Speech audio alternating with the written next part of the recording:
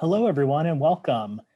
Thanks so much for joining today's Lunch and Learn on our nonprofit capacity building at United Way of Greater Philadelphia and Southern New Jersey. We hope everyone is continuing to remain safe and also keeping cool in this muggy day that we're having in the Philadelphia area. Just before we get started, a few quick housekeeping items. Everyone is muted, so to improve our sound quality for our speakers. But if you have any questions or comments, please feel free to utilize the chat. If we don't get to your question today, we will certainly follow up afterward to make sure you get the information that you need. And we will also be sending out a recording of our session today so that you can share it with those who might also be interested. Today, you'll hear from United Way's Managing Director of Capacity Building, Kate Houston. At United Way, Kate is responsible for developing and overseeing the organization's strategy to reduce intergenerational poverty by helping our nonprofit partners enhance and sustain the impact that they make on the community. She is charged with creating an impactful, investable model that will benefit nonprofit leaders, the organizations they lead, and most importantly, the people that they serve. Prior to joining United Way, Kate served for 6 years as a program officer at the Barra Foundation under their Health and Human Services portfolio. Prior to her tenure at Barra, she worked as a managing director of the Sustainable Business Network of Greater Philadelphia, where she led research, policy, business services, and working to improve social and environmental impact. Thanks again for being here, everyone. I think you will very much enjoy getting to hear from Kate today. Kate, I will turn it over to you.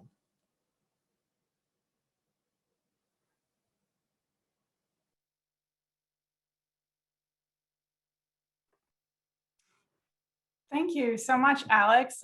Great to see such a terrific turnout today. It's my pleasure to share a bit with you about capacity building at our United Way. This is not a part of my slides, but I just had a call this morning with a nonprofit executive that just reinforces for all of us on the team why this work is so important. So I won't share his name, but I had it was about 8 a.m. this morning, a call from a leader who described for me the roller coaster of the past year. Just to give you a couple of examples, he went from thinking he might need to close his doors a little over a year ago to having a massive infusion of philanthropic support about 6 months ago, to now sort of struggling with how to manage and communicate that infusion of revenue to his board, to his donors, to his staff. He's written and rewritten his strategic plan twice in the past year, not to mention making changes to his org chart and all sorts of other things in order to communicate and plan for the future. In the course of that call, I realized pretty quickly that our nonprofit finance accelerator, which I'll tell you a little bit about later, is a great fit for him in this moment and for so many organizations in this moment, and will help him connect him with coaching and peers who are in a similar predicament right now. I just wanted to share that with you all just as one example of the way that United Way plays really a unique role in being a place that those leaders can turn to in moments like the one he was facing this morning. So just very quickly before I kick off the presentation, I also just wanted to share a little bit more about myself in addition to what Alex shared. I did come to United Way having worked in grant making before in innovation philanthropy, really focusing on how an organization can address problems in new and different ways, and then how to build that solution and get it to scale and then later evaluate it. But prior to that, I still consider myself very much a nonprofit leader. I've worked for tiny grassroots organizations and much, much larger organizations, one with a 2-person executive leadership team, another with a 15-person executive leadership team. And I really consider myself of service to fellow nonprofit leaders, and hopefully have created a safe place on our team for them to turn to in moments like we had this morning.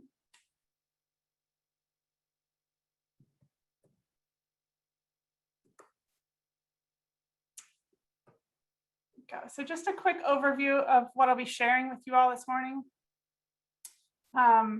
Capacity building at United Way, and you all, I'm sure, are very familiar with our mission. So we're investing in solutions that combat poverty in our region with a particular emphasis in early childhood education, workforce development, entrepreneurship, financial empowerment, and basic needs.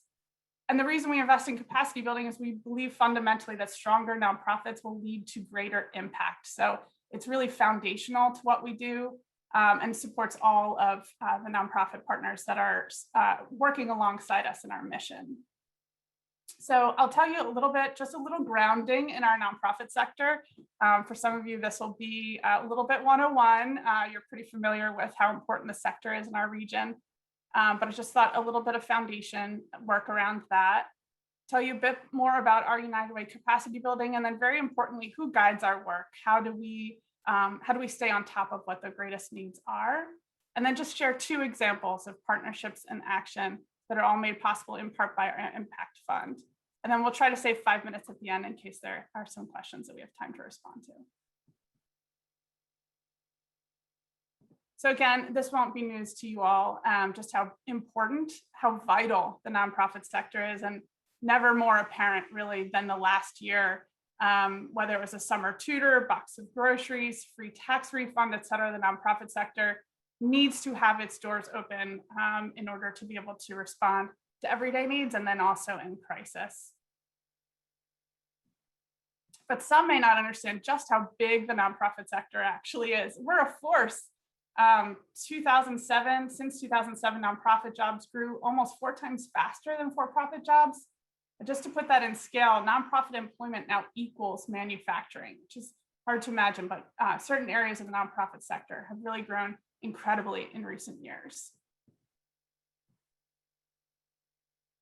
And then just to give you a little bit more scale for us at United Way, we're really focused more on human services organizations, to some extent health and human services organizations, but I just wanted to slice this down a little bit so you could see the number of organizations in Philadelphia County, Montgomery County, and the surrounding counties. So when we're thinking about capacity building and equitable distribution of the resources that we're providing, we really want to reach, make sure we're getting that geographic reach, and making sure that we're offering programs that serve both large and small nonprofit organizations. Now, obviously, the last year has certainly presented some surprises, but we can expect that going forward, this will still be roughly what the financial makeup of organizations' budgets looks like in the coming years.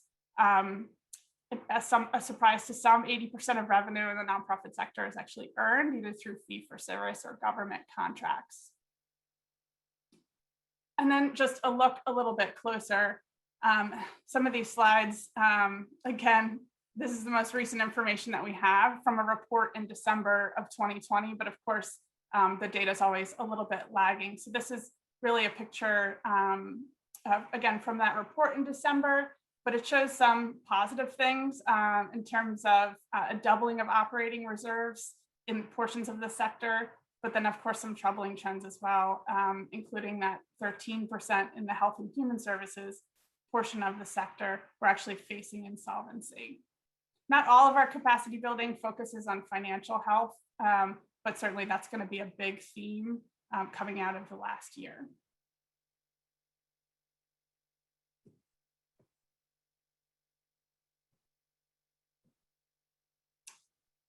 One thing we really pay close attention to is just making sure that we're hearing from the nonprofit sector. And I'll share a little bit about the how we collect feedback from the sector, from its leaders. But I just wanted to share these 3 quotes that have been really important to us in the last year. And I'm gonna read one of them out loud. The first one, she will not mind my sharing. This is from Stacy Woodland of YWCA of Tri-County. And she said, "This year has been a pride swallowing siege on what we thought were the most important pieces of our work. The challenges haven't obviously just been financial. They've really hit nonprofit leaders at so many dimensions of their work, and even not just their work, but on a personal level as well. It's been a really hard time to be so important, and we really are the helper sector, right? So you can imagine there were some organizations certainly that were almost dormant this year due to the type or nature of their work, sort of closing down due to social distancing and other factors. There were some that were hybrid, and wonderfully, we've seen a lot of organizations figure out how to deliver their services virtually in the past year. just really accelerated a process that was probably inevitable, but pretty amazing to watch. And then on the other end of the spectrum, and these are the ones you've heard so much about, right? These were the overdrive organizations. Any organization that provides food, for instance, was really in overdrive this year. But of course, there are some other secondary impacts in domestic violence, homelessness, et cetera. All of those organizations were looking for ways to expand their services really drastically to meet the force of the need this year.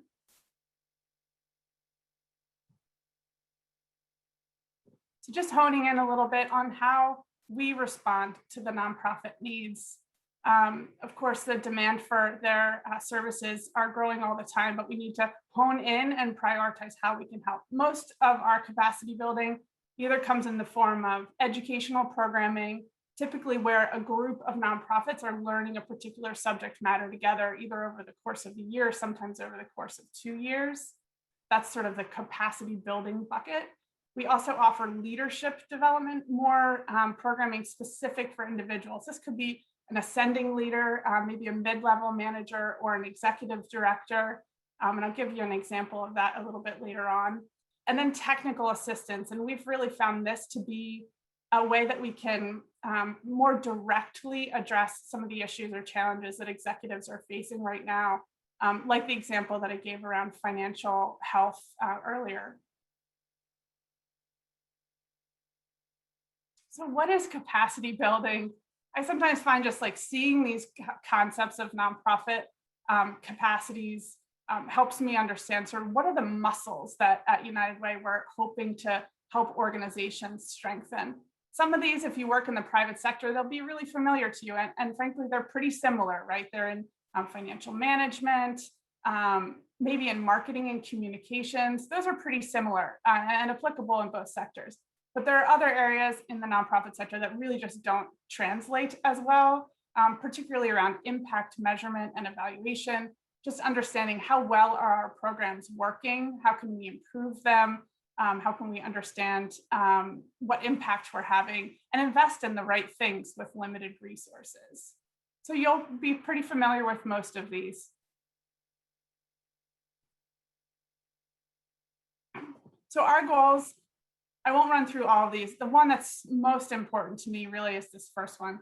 We want to be at United Way a partner that the nonprofit sector can turn to. That an executive can pick up the phone and call Dr. Grimes or call me or call any of our mission delivery team members and get the help that they need in the moment that they need it. And we're really building momentum towards that kind of responsiveness now.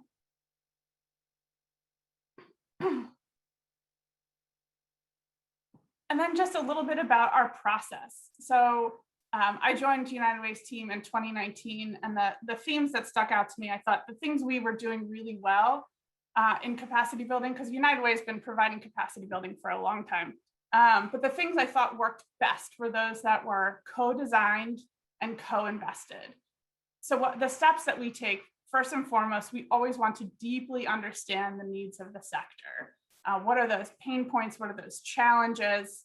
And then to identify or design high caliber solutions with our partners.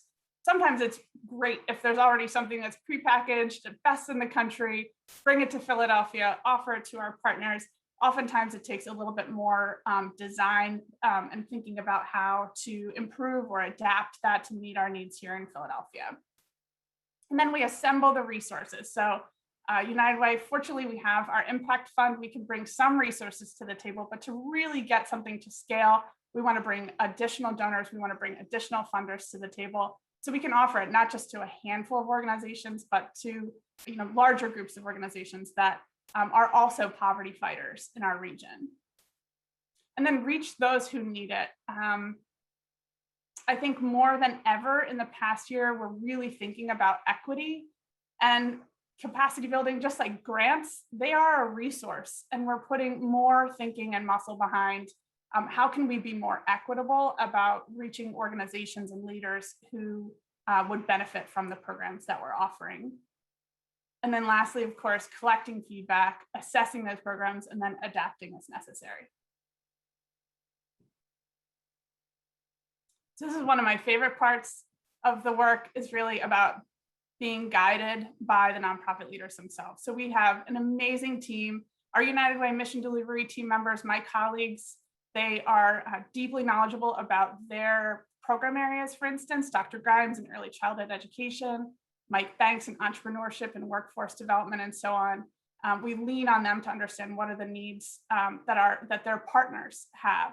And then we also have educators, and then most importantly, the nonprofit leaders themselves who help guide our work. So I think of this as kind of our capacity building core team. You'll recognize that first face, I think. This is Suzanne O'Connor, and she's been working on trauma-informed care for over 10 years at our United Way, and is on the capacity building team. And she plays a really important role in the design and rollout of our programs. And more we're thinking about how to incorporate trauma-informed care in all of the programs that we offer.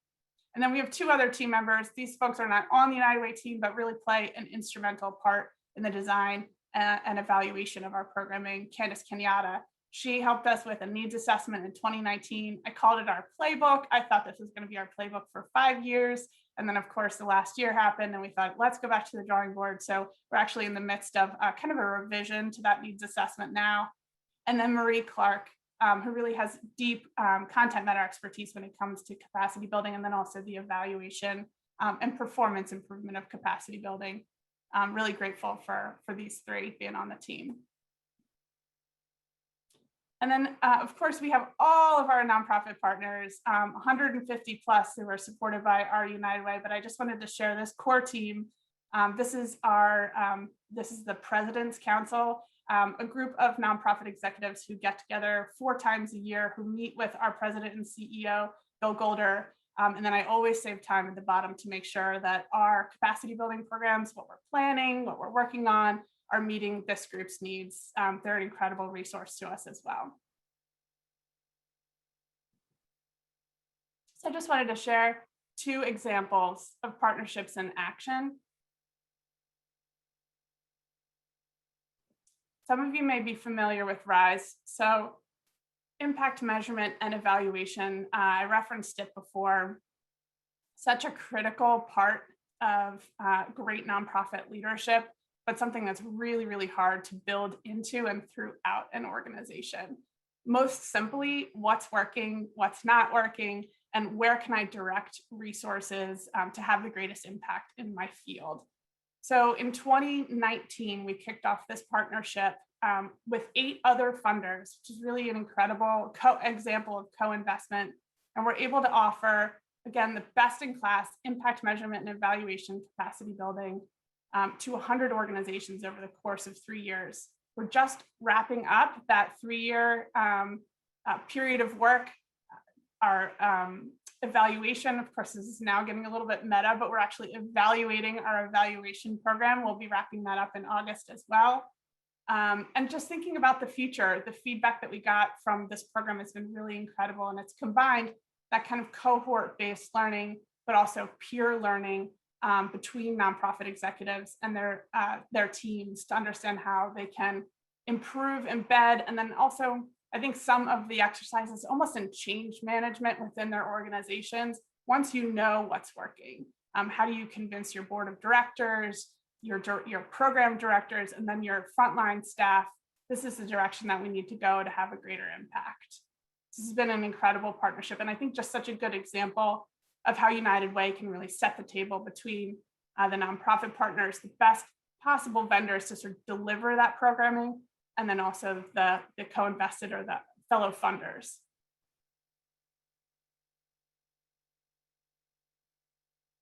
I also referenced this one before. I'm so excited about it.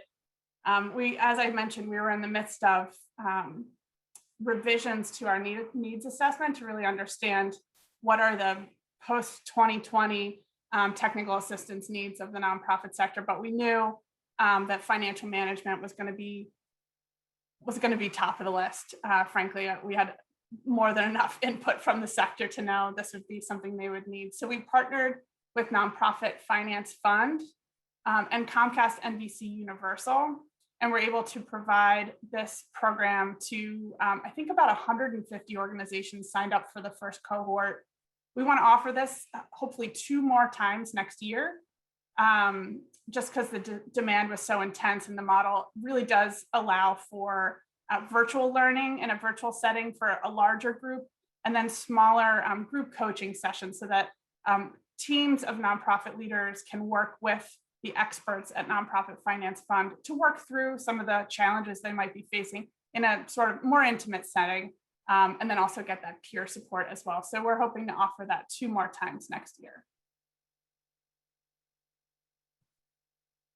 And I just wanted to, this is not my prettiest slide, but I also wanted to elevate some of the other programs we've been investing in for a long time because, as I said, I just arrived in 2019, but the reliability for nonprofit leaders to know that United Way will make Nonprofit Executive Leadership Institute available to both their executive leaders and their sending leaders every year, they can count on that. They can plan for that. You might not have the capacity to do it this year, but you know United Way will make it available to you next year.